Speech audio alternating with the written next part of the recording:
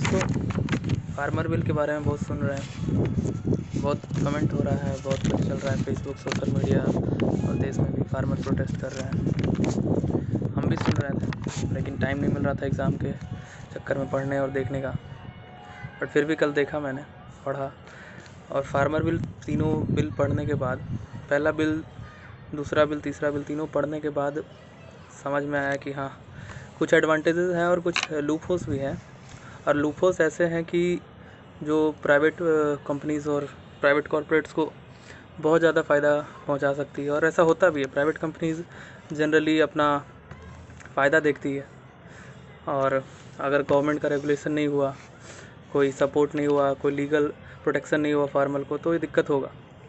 तो farmer bill जो तीनों बिल है, उसमें जो पहला बिल है the farmer trade produce and commerce bill, उसमें क्या बोला गया है कि गवर्नमेंट बैरियर हटा रही है। गवर्नमेंट इंटर स्टेट और इंट्रा स्टेट बैरियर को हटा रही है। फार्मर कहीं भी अपना प्रोड्यूस को बेच सकते हैं। तो पहली बात जानकारी मैं दे दूं कि फार्मर पहले भी फ्री थे इंडिया में कहीं भी प्रोड्यूस को बेचने के लिए। ओनली एपीएमसी का जो लाइसेंस मिडिल मैन जो होता था, वो लोग बस रिस्ट्रिक्टेड थे कि अपने एरियाज़ में ही वो लोग परचेज एंड सेल कर सकते हैं।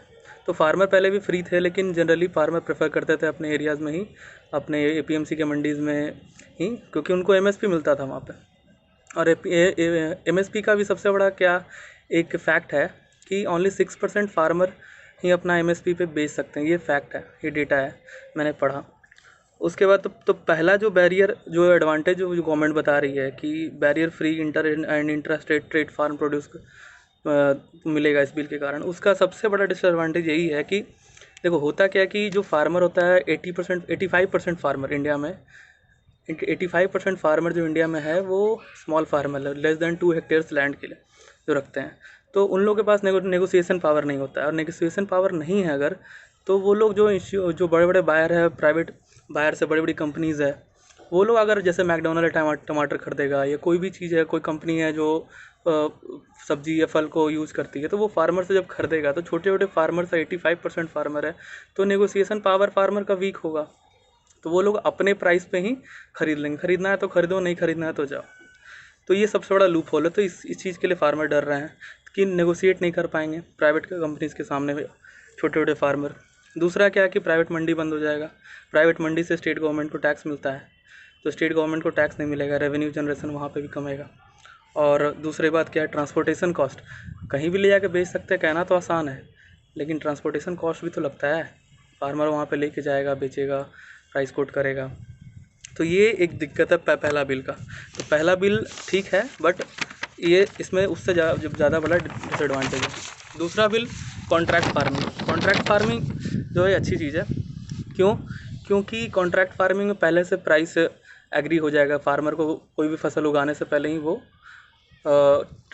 कॉन्ट्रैक्ट साइन कर लेगा कि इतना प्राइस पे हम आपको फार्म प्रोड्यूस बेचेंगे। लेकिन इसमें दिक्कत क्या है, फार्मर डर रहे हैं फार्मर इसलिए डर रहे हैं क्योंकि उनका एमएसपी हट जाएगा।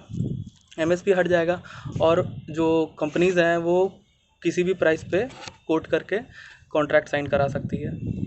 तो ये यहाँ पर लूप होल है। दूसरे में एडवांटेज भी है, लेकिन लूप होल है यहाँ पर। तीसरा क्या है, होर्डिंग। होर्डिंग का मतलब होता है स्टॉक करना। कोई भी फार्म प्रोड्यूस अगर प्रोड्यूस कर रहा है फार्मर, तो उसको स्टॉक कर लेता है। स्टॉक करना, तो अभी के सिचुएशन में, ये बिल आने से पहले ये इलीगल था। कोई भी इसेंशियल कमोडिटीज़ को, जो 23 कमोडिटीज़ जो प्रोड्यूस है वो इसेंशियल कमोडिटीज़ है, उसमें सबको स्टॉक करना मना था।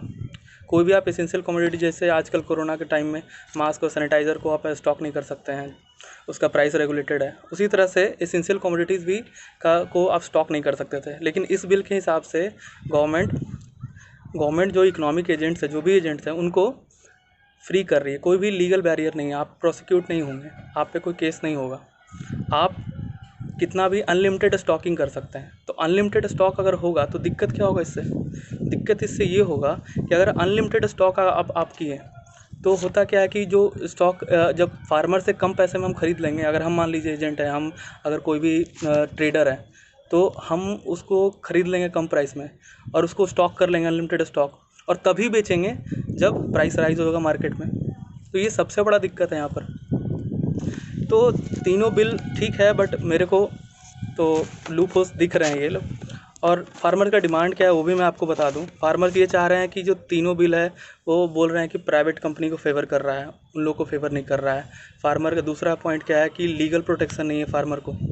तीसरा पॉइंट उसमें क्या आ रहा है कि एमएसपी जो है फार्मर डिमांड, सबसे बड़ा डिमांड फार्मर का ये जो प्रोटेस्ट का, कि एमएसपी को उनका लीगल राइट बनाना चाहिए, कि एमएसपी हमारा लीगल राइट है, हम एमएसपी से नीचे प्राइस पे नहीं बेचेंगे, और ये ज़रूरी भी है।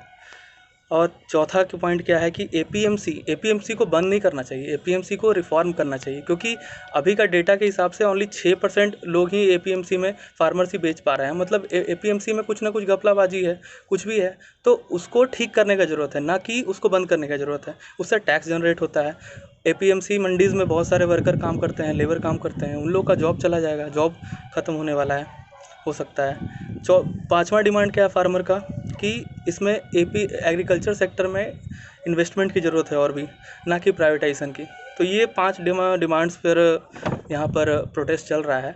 मैं भी बहुत दिन से सोच रहा था कि इसके बारे में देखूं, और देखा तो सोचा कि आप लोग को बताऊं। ऐसा कि मैं वीडियो नहीं बनाता हूँ ये सब चीज़ पे, लेकिन आज वीडियो बनाने का मन किया। कमेंट कीजिएगा कैसा है। और हाँ, कोई पॉलिटिक्स नहीं कर रहा हूँ मैं बस पढ़ा हूँ, इसलिए यहाँ पर जो पढ़ा वही बताया हूँ यहाँ पर। और फार्मर यार, इंडिया एग्रेरियन इकोनॉमी है, तो बहुत बड़ा चीज़ है। इंडिया में एग्रीकल्चर सबसे इम्पॉर्टेंट है, तो इस इंडस्ट्री को तो सही करना ही चाहिए। और बाकी देखिए प्रोटेस्ट क्या होता है और गवर्नमेंट क्या करती है। बट हाँ, शायद कुछ लूप होल्स को फिल करने की ज़रूरत है, बिल में कुछ रिफॉर्म लाने की ज़रूरत है। तो ये सब है। Thank you. और हाँ मैं छत पे पढ़ रहा था, तो इसलिए धूप के कारण ये चद्दर उधर लगा हुआ है। चलो बाय।